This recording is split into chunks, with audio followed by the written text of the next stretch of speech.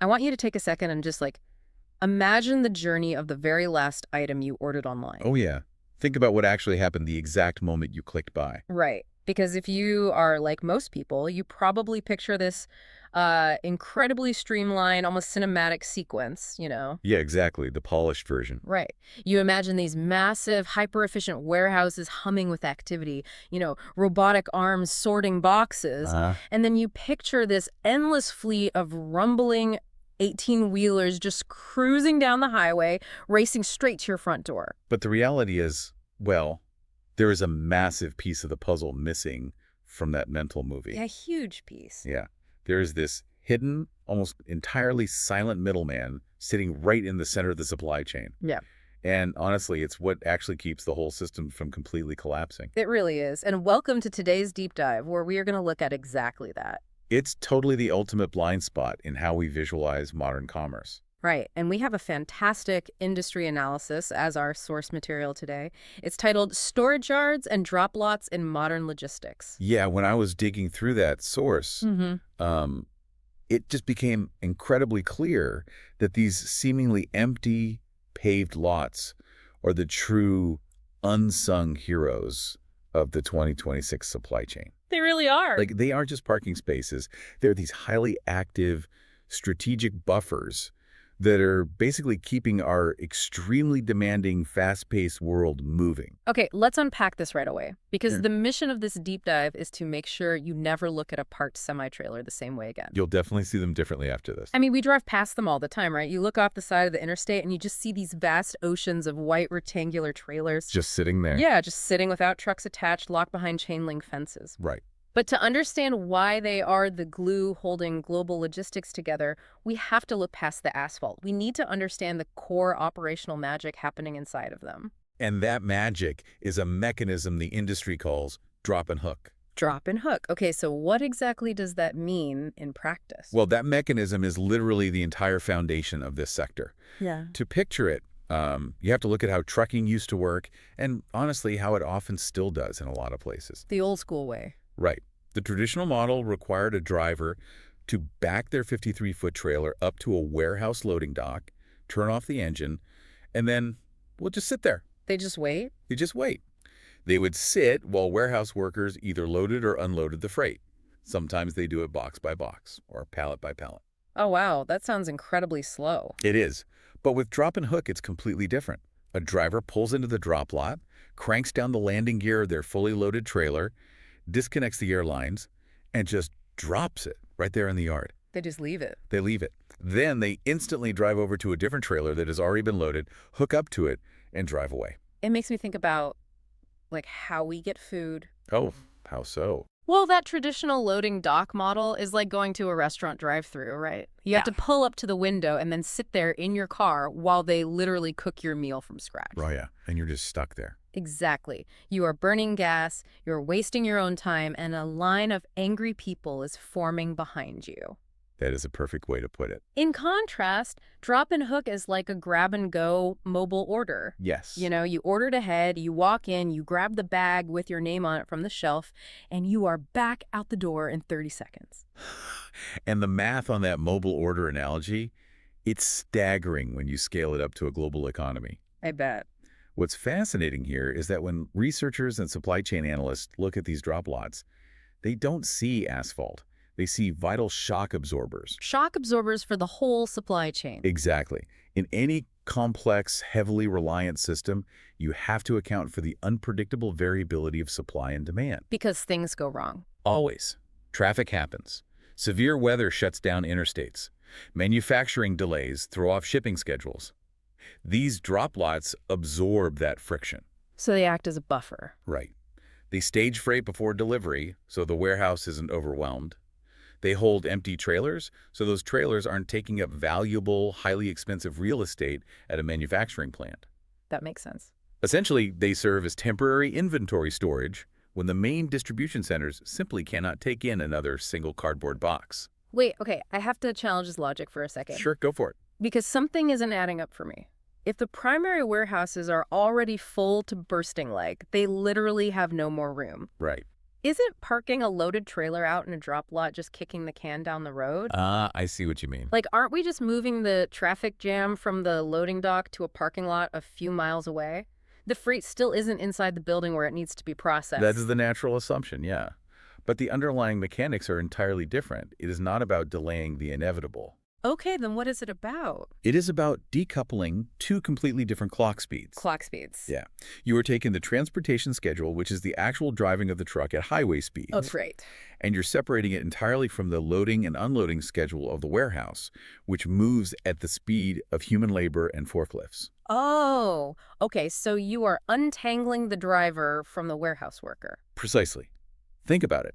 If a warehouse is backed up for 6 hours, in the old system, the truck and the driver are held hostage for those 6 hours. Just sitting in the cab. Exactly. And the entire supply chain behind them just stops. But by using a drop lot, the warehouse can just pull that trailer from the yard and unload it at, say, 3:00 a.m. when things finally quiet down. While the driver is already gone. Right. The driver who originally dropped it off is already 500 miles away, delivering a completely different load. Wow. Decoupling those schedules is what prevents a localized bottleneck from turning into a gridlock that paralyzes the entire national network. And the timing of this decoupling couldn't be more critical, right? Because the logistics industry in 2026 is operating inside an absolute pressure cooker. Oh, absolutely. We aren't just dealing with normal supply and demand anymore. No, the source details some massive converging pressures right now. Yeah, the industry analysis points out that warehouse congestion is at a critical, sustained level. Which is wild. And e-commerce growth is relentless, meaning consumer demand is so astronomically high that many distribution centers are operating at maximum capacity around the clock. They physically have no more dock doors available. None. And on top of that, and this is a huge factor, we are facing a severe systemic driver shortage. Right? I've read about that. The industry is short tens of thousands of qualified drivers. So when human capital is that scarce, maximizing the productivity of every single driver you have on the road becomes a matter of pure survival for these logistics companies. And if we are uncoupling the driver's schedule from the warehouse's schedule to maximize that productivity, that has to completely alter the day-to-day reality for the people actually moving our freight. Oh, it changes their entire livelihood. I mean, the economics of this are fascinating when you get down to the individual driver in the cab. Definitely. In the trucking world, wait times are fatal to a driver's paycheck. Because they aren't paid hourly. Right, exactly. Drivers are primarily compensated by the mile, not by the hour. Wow. So when they are sitting at a dock, staring at a closed warehouse door, they are effectively working for free. That's brutal. But with a drop lot, a driver's wait time plummets from several hours to roughly 15 to 30 minutes. Now, here's where it gets really interesting, because it goes far beyond just lost wages. Right. It is about their hours of service. Yes, the hours of service regulations are huge here. For those who don't know, commercial truck drivers operate under incredibly strict, federally mandated working hours. And they are electronically monitored by a device right there in their cab. It's all tracked. Yeah, once their daily clock starts, it is ticking down relentlessly, no matter what they are doing. Driving, resting, waiting, it doesn't matter. Exactly. So I look at this drop-and-hook system as like a time management cheat code for them. A cheat code. I love that. Because instead of burning their legally mandated driving hours, sitting idle in a loading bay, literally watching their legal ability to work drain away, they just run into a drop lot, swap the baton, and keep running the race. It is a massive quality of life improvement for them. I can imagine. They can legally drop a load in a yard, pull into a designated parking spot, take their federally mandated rest break, and then hook up to a new load the exact second they are legally allowed to drive again. So they aren't at the mercy of a warehouse's chaotic schedule anymore. Not at all. Wow. And if we connect this to the bigger picture, that efficiency flows directly upstream to the brokers and the shippers too. Because if the drivers aren't waiting around, the shippers aren't paying penalties. Right. Shippers experience a massive reduction in what the industry calls detention costs. Detention costs. Yeah. Detention is a hefty penalty fee. A shipper is forced to pay a trucking company when they keep a driver waiting too long at a facility. So it's like a late fee. Basically. Yeah. And it is entirely dead money. It adds zero value to the product. By preloading trailers and staging them in drop lots, shippers completely eliminate those fees. That's a huge financial win. It is. But even more strategically, they dramatically improve their asset utilization. They start treating these 53-foot trailers less like vehicles, and more like mobile storage units. Well, when you think about it, a trailer is just a giant steel box on wheels. Exactly. If you don't need to move the box today, but you need the thousands of items inside it tomorrow, a paved parking lot is a significantly cheaper place to keep it than a fully staffed, climate-controlled, heavily taxed mega warehouse. And that specific realization has sparked a massive secondary industry. Really? Yeah.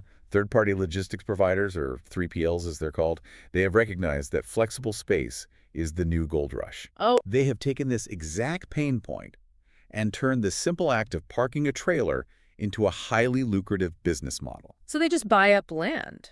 Yeah, but they aren't just paving a patch of dirt off the highway anymore. They are operating comprehensive gated facilities. Like premium parking. Exactly.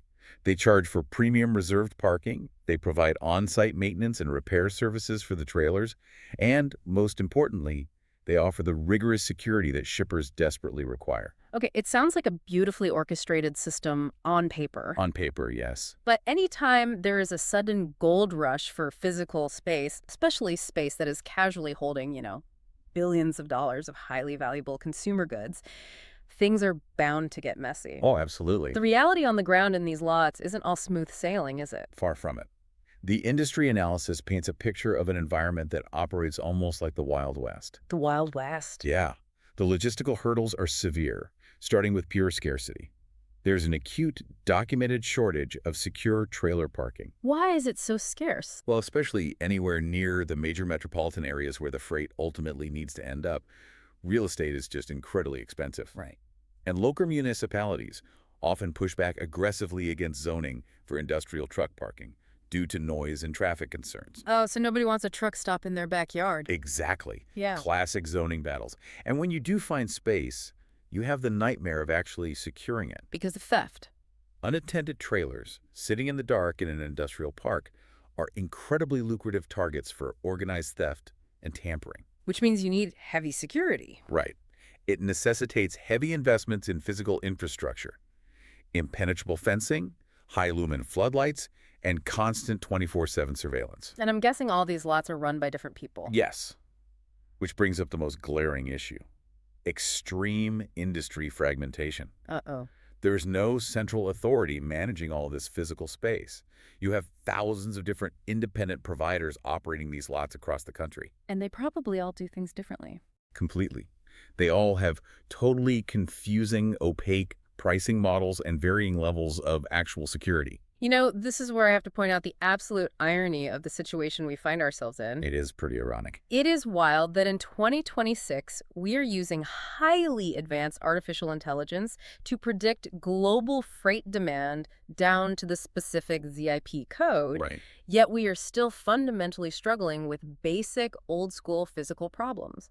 Like putting up enough chain link fences and floodlights to stop someone with bolt cutters from breaking into an unattended trailer. It's a stark contrast. We have supercomputers managing the digital network, but we still need guard dogs managing the physical perimeter. Yeah, that tension is a defining characteristic of logistics. Yeah, Because at its core, it is a physical-first industry. right. You cannot digitize a pallet of electronics, It has to sit somewhere in the real world. Exactly. But technology is exactly how the industry is attempting to bridge that gap and solve the fragmentation we just talked about. So what are they doing? We are seeing the rapid, widespread adoption of yard management systems, or YMS. Okay, yard management systems. How does that actually work in practice? Well, Because if you have a lot with 1,000 identical white trailers, finding the right one seems like a total nightmare. it used to be. It used to be done with guys literally walking around with clipboards writing down numbers. You're kidding. Nope. But now, a yard management system uses an array of sensors, GPS nodes, and computer vision cameras at the gate to track exactly where every single trailer is parked within a massive lot, Like down to the exact spot. down to the specific parking bay. And furthermore, AI is being deployed to optimize the geometry of the yard itself. Wait, the geometry? Yeah. The AI algorithm knows that trailer A contains goods needed on Tuesday, while trailer B isn't needed until Friday. Okay. So it directs the yard trucks to stage them in a way that prevents bottlenecks, ensuring the hot freight isn't physically blocked in by lower priority trailers. Oh, wow. It's like playing a massive high-stakes game of Tetris with 50-foot steel blocks. Exactly. Tetris is the perfect way to visualize it. Mm. But the true game changer, the thing bridging the gap between independent lot owners and massive trucking fleets, is the rise of digital marketplaces. Digital marketplaces. Yeah. Think of them as like the hotel booking apps or the Airbnb for yard space. Oh, I see. So instead of a dispatcher frantically calling 10 different gravel lots on the outskirts of Chicago at 2 a.m., Right. praying someone answers the phone and has an open spot for a driver who is running out of legal driving hours, they just pull up an app. That is the exact mechanism. They can see the real-time availability of spaces, check the security rating of the facility, and book the spot instantly with a credit card. Yep. The AI is brilliant at sorting the yard on a micro level, but these digital marketplaces are what is truly smoothing out the chaotic, fragmented landscape of the broader market. That makes total sense. They bring transparency to what was previously a completely opaque, handshake deal kind of industry. And this combination of physical infrastructure finally linking up with real-time digital tracking, it is actually shifting where these yards are popping up on the map, isn't it? Yes, absolutely. The geography of logistics is actively changing because we actually have the tech to manage it better now. We are seeing a distinct categorization of drop lots emerging based on strategic needs. Okay, what kind of categories? Well, you have private yards, which are owned directly by massive retailers for their own internal closed-loop operations. Makes sense. Then there are public yards, which are the ones operating on those digital marketplaces we just mentioned, open to any independent driver. Okay. Carrier yards are operated by the massive trucking fleets just to relay their own equipment. And port and intermodal yards sit at the critical nexus points where freight transfers from, say, a massive cargo ship or a cross-country freight train onto a local truck. Right. But when looking at the research, there's one category that seems to be evolving the fastest. Oh, definitely. And it really feels like the most important one for meeting modern consumer expectations. I'm talking about the urban microyard. The urban microyard. It is entirely reshaping city logistics. I mean, when I hear urban microyard, it sounds like an oxymoron at first. It kind of does. We just talked about how incredibly expensive land is near cities and how local governments hate truck parking. Right, the zoning issues. But to help visualize why companies are fighting for this space anyway, I think about how the internet works. Okay, how so? When you load a website on your browser, it uses something called caching or edge computing. Oh, yes. It stores the heavy data for that website on a local server as close to your physical house as possible so the page loads instantly instead of fetching data from across the globe every time. Right, to cut down on lag. Exactly. Urban microyards are essentially edge computing for physical goods. That is a brilliant way to frame it. The latency in tech is just like the delivery time in logistics. Right. Companies are aggressively acquiring small, highly strategic, incredibly expensive slivers of land deep inside urban centers or right on their peripheries. Yeah, they're pre-positioning loaded trailers right in the heart of the city, acting as tiny temporary distribution hubs. So when you click buy, expecting next day delivery, the physical item doesn't have to cross 3 state lines overnight. No, it's already there. It is already practically in your neighborhood, sitting in a smart track trailer, just waiting for a local delivery van to grab it. Which points to a fascinating outlook for the future of global infrastructure. Where are we heading with this? As supply chains get increasingly complex, we have to look at how emerging markets are going to build out this essential foundation. Oh, right. In developing economies where the logistics network is still expanding and formalizing, there is a massive opportunity to leapfrog the fragmentation we currently wrestle with in older markets. So they don't have to make our mistakes. Exactly. Instead of spending decades building inefficient analog drop lots and then struggling to retrofit them with tech later, Yeah. these emerging markets can go straight to smart, digital-first yards. They can build infrastructure that is integrated with AI and digital marketplaces from day one. Wow. It really changes your perspective on the entire physical world operating quietly around us. It really does. The next time you enjoy the absolute magic of a package arriving at your door less than 24 hours after you ordered it, I want you to look past the delivery van pulling into your driveway. There's so much more to it. Right. Don't just think of the truck, and don't just picture the massive mega warehouse. I want you to picture the highly optimized, AI-driven, digitally booked drop lot that actually made that speed possible. It is the ultimate logistical shortcut. Yeah, a silent system that respects and protects the single most valuable resource in the entire supply chain: time. And, By redefining what a storage space can be, we're essentially forcing ourselves to reconsider the definition of a warehouse itself. How do you mean? For a century, a warehouse has always been a static, immovable building. Just a big box on the ground. Right. But when you apply this level of tracking technology to thousands of mobile trailers across thousands of drop lots, the definition fundamentally changes. Which leaves us with this final thought to chew on. Okay. If semi-trailers are increasingly being utilized as mobile, digitally tracked storage units, and they are constantly being parked, unloaded, and rotated through these urban microyards right in our own neighborhoods, Yeah. will we eventually see the death of the traditional brick-and-mortar mega warehouse entirely? Oh, wow. Could the future of logistics not be a giant static building 50 miles off the highway, but rather a fluid, constantly moving city of disconnected trailers, rotating through our physical spaces like a massive automated puzzle? That is a wild thought. It's something to think about the next time you pass one of those chain link fences. Just remember that hidden middleman quietly keeping the whole system from collapsing.